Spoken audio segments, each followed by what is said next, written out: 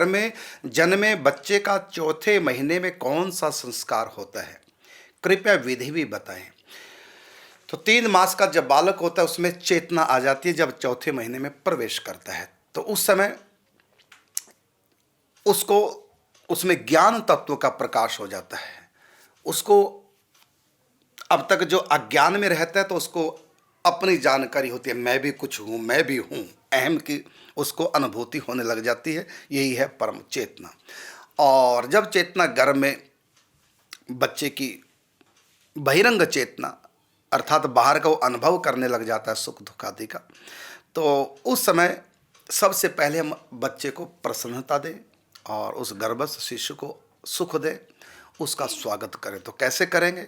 कहा कि अंतर्यामी गर्भगत साधु सुंदरी माही, जो कोई पोषे एक को तो दोनों ही पोषे जाही।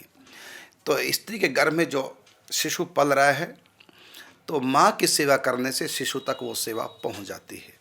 तो माँ को हम जो भी खिलाते हैं तो ध्यान में रख करके कि बालक के लिए इस महीने क्या उपयुक्त है, और डॉक्टर सब सलाह देते हैं कि ये खाना ये नहीं खाना, तो बालक को देखते हुए ही माँ अपने जीवन यापन करती है और भोजन आदि ग्रहण करती है।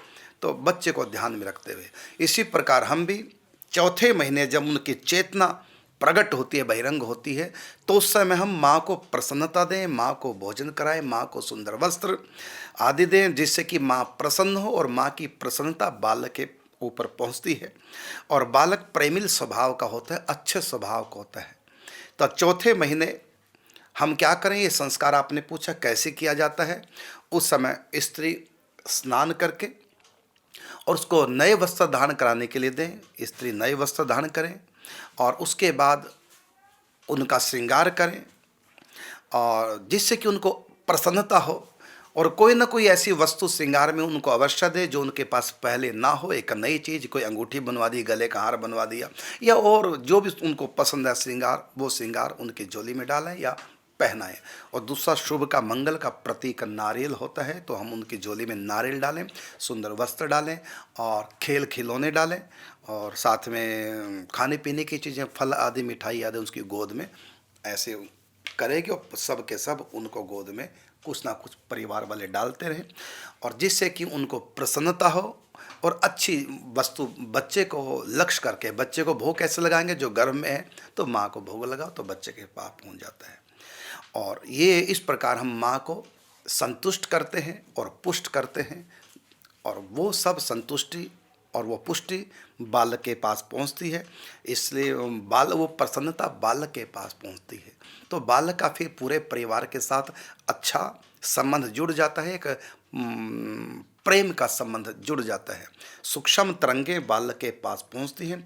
उस समय बालक इतना मतलब सेंसिटिव होता है कि उसको अनुभव होने लग जाता है कि मेरे लिए कौन क्या कर रहा है। यद्यपि उसको पहचान तो कुछ नहीं, लेकिन एक सुख की अनुभूति होती है। वही बच्चा जब गर्भ से बाहर आता है तो जिसने उस दिन माँ को खिलाया था वो सुगंध से बच्चा पहचान जाता है। तो ये होता है चौथे महीने, जब चौथे महीने में गर्भ प्रवेश करता तब ये संस्कार किया जाता है। ये आपको बताया। और मैं स्त्री से भी कहना चाहूँगा कि आप बच्चे को जैसा बनाना चाहें वैसे ही पहले अपना व्यवहार बनाओ। ये आपके पास 6 महीने का समय होता है, 3 महीने का गर्भ हो गया, ये 6 महीने का समय होता है। अब बच्चा के भीतर चेतना आ गई है, वो बाहर की परिस्थितियों को कैप्चर करने लगा है। तो यदि आप दानी बनाना चाहें बच्चे को, दूसरों के काम आए, परोपकार करें, सेवा करें, तो आप भी सेवा करें, दान पुण्य परोपकार करें, सास ससुर की सेवा करें, सबको प्रणाम करें, सबके प्रति सद्भावना रखें, सबको क्षमा करें, तो वो सारे सद्गुण बालक के भीतर भी आने लग जाते हैं। और यदि आप बच्चे को शूरवीर बनाना चाहें तो ऐसी स्थिति में आप शूरवीरों की कथाएं बच्चे को सुनाने के लिए सुने स्वयं। तो आप जैसी जैसे शूरवीरों की, योद्धाओं की कथा सुनेंगे, वो सब का सब बच्चे के ऊपर संस्कार डालता है। पहले ज़माने में यही होता था, जैसे क्षत्राणी जब गर्भवती है तो क्षत्रियों की कथा उनको सुनाई जाती थी, कैसे कैसे वीर महापुरुष हुए हैं जिन्होंने देश के लिए, धर्म के लिए युद्ध किए हैं और जीते हैं। तो उनकी कथा जब क्षत्राणी को सुनाते हैं तो क्षत्रिय पने के संस्कार गर्भ में बच्चे में वो निडर हो जाता है, साहसी हो जाता है। और इसी प्रकार जब कोई वैश्य जाति का व्यक्ति हो, माने महिला, और उसमें शिशु पल रहा हो, तो उसको फिर व्यापार के संबंध में ईमानदारी कैसी होती है, लेन देन कैसे करते हैं, और किसने अपना व्यापार के संबंध में तरक्की की है और कैसे परोपकार किए हैं, और कैसे आर्थिक सुदृढ़ता उसको प्राप्त हुई। तो ये सब बातें उसको सुनाओ, जो बच्चे के अंदर वो संस्कार पड़े। ऐसी ब्राह्मण को फिर ब्राह्मणत्व के बारे में उसको सुनाया जाए, माँ को, वो संस्कार बालक में पड़ते हैं। कहा ना कि जननी जने तो भक्त जन, कै दाता कै सूर, नहीं तो जननी बांझ रहे वृथा गंवावे नूर। तो ये स्त्री के हाथ में होता है। तो प्रारंभ होता है विशेष करके जब 3 महीने का गर्भ हो जाता है, चौथे महीने में प्रवेश करता है, तो उस समय वो बहुत जल्दी कैप्चर करने लग जाता है हर बात को, उसके ऊपर वो संस्कार पड़ते हैं। और मैं कहता हूँ उन दिनों मोबाइल देखना बंद करें, यदि देख ही रहे हैं तो केवल धार्मिक देखें, या जैसा भी आप अपने बच्चे से जय अपेक्षा रखते हो कि ऐसा मेरा बच्चा हो, तो उसी ढंग का आप जय मोबाइल में या टीवी में कार्यक्रम देखें, वो बच्चे के ऊपर पूरा असर होगा। और सबसे बड़ी बात, आप धार्मिक अवश्य बने, क्योंकि मनुष्य जन्म मिलता है भगवत प्राप्ति के लिए। सारे काम तो जानवर भी कर लेते हैं, और गृहस्थ जानवर भी होते हैं, बच्चे जानवर भी पैदा कर लेते हैं, बच्चों को बड़ा जानवर भी कर देते हैं, घोंसला जानवर भी बना लेते हैं घर अपना। इतने से हम पूर्ण मनुष्य नहीं, मानवता इसी में है। येषाम न विद्या न तपो न दानम, ज्ञानम न शीलम न गुणो न धर्म, ते मृत्यु लोके भुवि भारभूता मनुष्य रूपेण मृगाश्चंद्री।